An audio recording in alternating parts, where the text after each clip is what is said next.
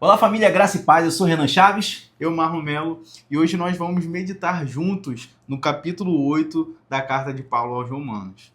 Olha que começa dizendo: portanto, agora já não há condenação para os que estão em Cristo Jesus, porque em Cristo Jesus a lei do Espírito da vida libertou você da lei do pecado e da morte, porque aquilo que a lei era incapaz de fazer, visto que estava enfraquecida pela carne, Deus o fez enviando o seu próprio Filho.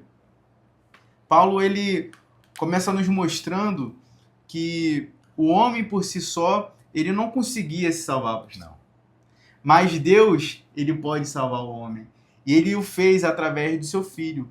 Só que essa salvação, ela, por mais que seja pela graça, né, o homem não pagou, ele recebeu de graça. Isso nos implica em algumas obrigações. Sim, sim. E aí Paulo começa a mostrar exatamente desse embate que há entre a carne e o espírito. E não somente, Marlon, por aquilo que nós fazemos, mas também muito voltado para O que pensamos. a localização da nossa mente, daquilo que nós pensamos, desejamos. Né? Versículo 5. Quem vive segundo a carne tem a mente voltada para o que a carne deseja. Mas quem vive de acordo com o Espírito tem a mentalidade voltada para o que o Espírito deseja. Porque nós conhecemos pessoas que até em púlpitos dentro da igreja, ela vive uma vida que fala assim, poxa, é uma vida santa. Mas quando você vai para a mesa, né, esse momento de comunhão, e aí as pessoas começam a revelar quem elas são.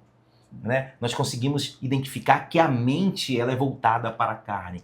E aí Paulo está dizendo exatamente isso. Não tem como você que nasceu para Jesus ter a mente voltada para a carne. Sim, e é justamente o que Jesus falava com os fariseus.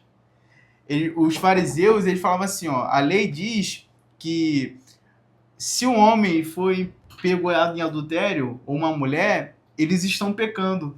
E o que Jesus disse? Olha, só o que é no ato em si não é somente o pecado, mas se você olhar desejando, você já pecou. Ou seja, não é somente aquilo que eu pratico externamente, mas aquilo que está acontecendo internamente também. Sim.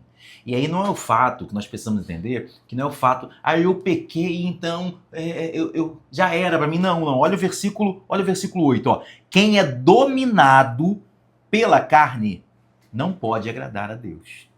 Quem é dominado pela carne não pode agradar a Deus. Versículo 10. Mas se Cristo está com vocês, o corpo está morto por causa do pecado.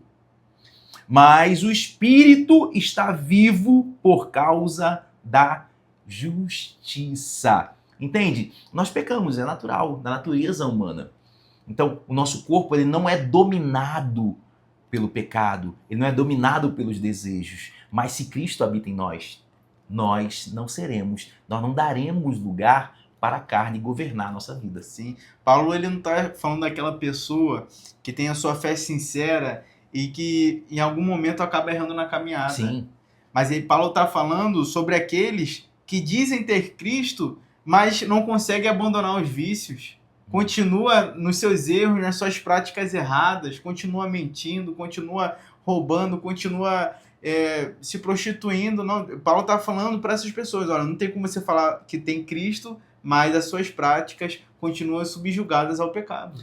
Sua mentalidade também, tá? E aí, versículo 13. Pois se vocês viverem de acordo com a carne, morrerão. Nós precisamos entender isso.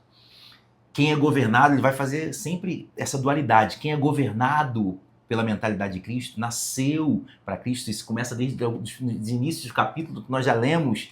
Quem nasceu, teve um novo nascimento, vai receber vida através de Cristo Jesus. Sim. Mas quem é governado pela carne não agrada a Deus, como nós lemos nos versículos anteriores, e o resultado é a morte.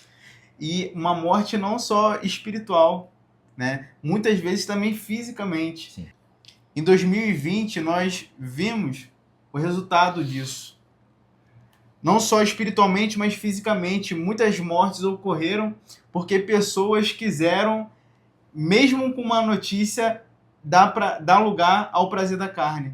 No carnaval, em 2020, muitas pessoas, né, por se aglomerarem, elas foram infectadas e o resultado disso foram muitas mortes. Não só espiritualmente, mas fisicamente também. É sobre isso. Então, entenda, nós precisamos de fato nascer novamente para Cristo. E assim, nosso corpo e a nossa mente será governada pelo Espírito Santo. Sim.